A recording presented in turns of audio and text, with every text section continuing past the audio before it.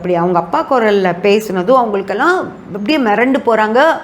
அப்புறம் ஒரே சந்தோஷம் ஆயிடுது. அவங்க அப்பாவே திரும்பி வந்துட்ட மாதிரியும் அவங்க அப்பாவே ஏதோ சொல்கிறாரு அப்படின்ற மாதிரி அவங்க நம்ப ஆரம்பிச்சிட்டாங்க. அதுக்கப்புறம் அந்த கடைசி பையன் சொல்கிறது தான் அவங்க வீட்டோட வேத வாக்காக இருக்குது. ஓகேங்களா? அவர் என்ன சொன்னாலும் அவங்க கேட்குறது அப்படின்னு முடிவு பண்ணுறாங்க. முடிவு பண்ணல, அது அப்படியே நடக்க ஆரம்பிக்குது. அதுக்கப்புறம் அவர் வந்து அவங்க அண்ணனை ஒரு ப்ரொவிஷன் ஸ்டோர் வைங்க, நீங்கள் நல்லா வருவீங்க அப்படின்னு சொல்கிறாரு. உடனே அவங்க ப்ரொவிஷன் ஸ்டோர் வைக்கிறாங்க. அது ரொம்ப நல்லா போகுது. அப்போது இந்த பையன் சொன்னால் எல்லாமே கரெக்டாக நடக்கும் அப்படின்னு என்னவாக இருந்தாலும் அவர் சொல்கிற மாதிரி அவர் சொல்கிற காலேஜில் தான் ஸ்கூலில் தான் குழந்தைங்கள சேர்த்துறாங்க. அவர் சொல்கிற காலேஜில் தான் குழந்தைங்கள சேர்த்துறாங்க. அவர் என்ன கோர்ஸ் எடுக்க சொல்கிறாங்களோ அதை தான் எடுக்கிறாங்க. அந்த மாதிரி அந்த வீட்டில் ஒவ்வொரு ஸ்டெப்புமே அவர் என்ன சொல்கிறாரோ அதை கேட்டு தான் செய்ய ஆரம்பிக்கிறாங்க. அது சரியாகவும் நடந்துகிட்டே வருது.